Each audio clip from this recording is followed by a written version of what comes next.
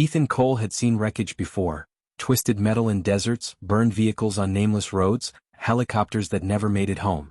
But nothing prepared him for the sight waiting between the cliffs of Emerald Cut. The morning fog lifted slowly off Lake Superior, peeling back like a curtain. Sunlight spilled across the water in pale gold streaks, calm and almost peaceful. Then the shape emerged. Steel. Massive. Impossible. A cruise ship sat wedged between two towering rock walls where no vessel that size could ever sail. It leaned at a sick angle, hull scarred and rust bleeding down its sides like old wounds. Vines had begun to creep along its railings. Windows stared out dark and empty. No smoke. No movement. No sound except waves brushing stone. At Ethan's side, his German shepherd, Ranger, froze mid-step. The dog's ears rose high, body tense, nose working the air. Ranger was 8 years old, graying around the muzzle but still sharp, military-trained, combat-experienced, and smarter than most men Ethan had served with. He didn't react to scenery. He reacted to danger. "Easy," Ethan murmured, resting a hand on the dog's back. Ranger didn't relax. Ethan studied the cliffs. Sheer. Jagged. No harbor. No docks. No way a cruise ship could drift here by accident. Which meant someone put it here. And someone had taken it apart afterward. No lifeboats hung from the davits. No emergency slides deployed. No visible damage suggesting a crash. It looked placed. Abandoned with care. A chill crept under Ethan's jacket despite the mild air. He and Ranger had come north for quiet. A cabin. Fishing. Distance from memories that still woke him at 3 a.m. But peace never lasted long around men like him. Ranger moved first, padding toward the narrow path that led down toward the waterline. "You smell something?" Ethan asked softly. The dog paused, then looked back at him. Not fearful. Alert. Focused. That was Ranger's signal. Something had happened here recently. Ethan followed the trail down the rock shelf until he could see the ship more clearly. Its name was still visible beneath streaks of corrosion. Ocean Empress. Luxury liner. Thousands of passengers. Now silent as a tomb. Ranger let out a low, uneasy whine, the sound he made before storms, before firefights, before things went wrong. Ethan felt the old instincts waking, sliding back into place like a rifle settling into his shoulder. "This wasn't an accident," he said quietly. The lake gave no answer. But the ship seemed to be watching. They found the first sign of life where the rock shelf dipped close to the water. A length of heavy rope lay snagged between two stones, its end cut clean, not frayed. Ranger sniffed it, then sneezed sharply and shook his head. "Chemical," Ethan muttered. Someone tried to mask scent.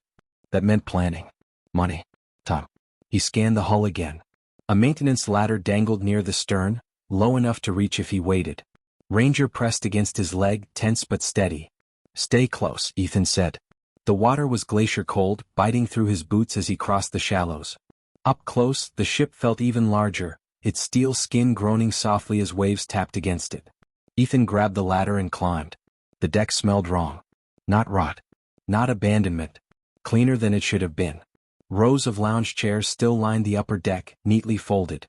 Glass doors led into the interior, unbroken. No signs of panic. No scattered belongings. Ranger stepped beside him, nose low, tail stiff. "Hello," Ethan called. His voice vanished into the corridors beyond. They moved inside. Lights were off, but emergency strips along the floor still glowed faintly, powered by something deep in the ship's belly. Carpet was dry. Walls intact. Paint only lightly peeling. It looked like passengers had simply stood up and walked away. Ranger stopped near a stairwell and let out a low rumble in his chest. Ethan followed his gaze. A child's shoe sat alone on the step. Clean. Recently placed. Not dropped. Placed.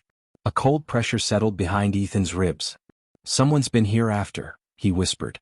Ranger suddenly turned, ears snapping toward a distant metallic clang that echoed through the ship. Not loud. Not accidental. A door closing. Ethan's pulse slowed instead of racing, the old training response. "Fear later. Focus now." "Okay," he murmured. "We're not alone." Ranger moved ahead, leading them down a corridor where cabin doors stood open, beds made, luggage gone. No blood. No struggle. Just absence. Then Ranger froze again. He stared at a wall where something small hung from a hook. A laminated crew badge. Ethan stepped closer. The photo had been scratched out. And written across it in black marker were two words. "You came." Ranger's growl deepened. Somewhere below them, machinery hummed to life. The vibration came through the floor first, faint, steady, mechanical. Engines. Not full power, but enough to wake the dead steel beneath their feet. Someone's running systems, Ethan said quietly. Ranger stayed glued to his side as they moved toward the lower decks, following the hum. The air grew warmer the deeper they went, carrying a faint scent of oil and ozone. At the engine control room door, Ethan stopped. Light leaked from underneath. He signaled Ranger to stay, then pushed the door open. A man stood inside, calm, middle-aged, wearing a maintenance jumpsuit too clean for a wreck. Screens behind him showed camera feeds from around the ship. Empty halls, empty decks, empty sky. "You took your time," the man said. Ethan didn't lower his stance. "Where is everyone?" "Safe," the man replied. "Relocated." "That's not how evacuations work." "No," the man agreed. "It's how removals work." Ranger's growl vibrated through the room. The man's eyes flicked to the dog. "Remarkable animals. They sense patterns faster than humans. That's why we needed you." "Needed me for what?" "To confirm our system works," he said. "No panic. No resistance. Entire populations can vanish quietly if you control environment, communication, and narrative." Ethan felt the weight of it. This was a test. A proof of concept, the man corrected. "And you were predictable.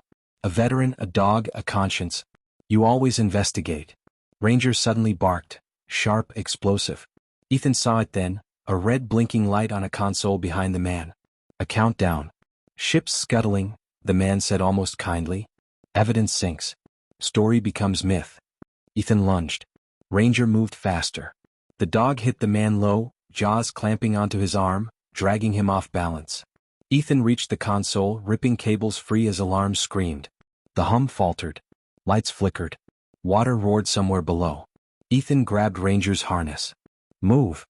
They sprinted for the upper decks as the ship groaned, metal twisting in protest. By the time they leapt back onto the rocks, the Ocean Empress was already sliding free, sinking nose first into the dark water between the cliffs.